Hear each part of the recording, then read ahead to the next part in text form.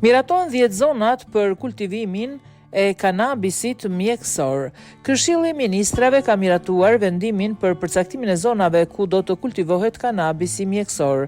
Anila Denaj, Ministre e Bujqësisë dhe Zhvillimit Rural, në deklarat për gazetarët tregoi se janë caktuar 10 zonat përshtatshme në të gjithë vendin, por është përjashtuar Myzeqeja dhe Korça, pasi janë zona me tokë bujqësore.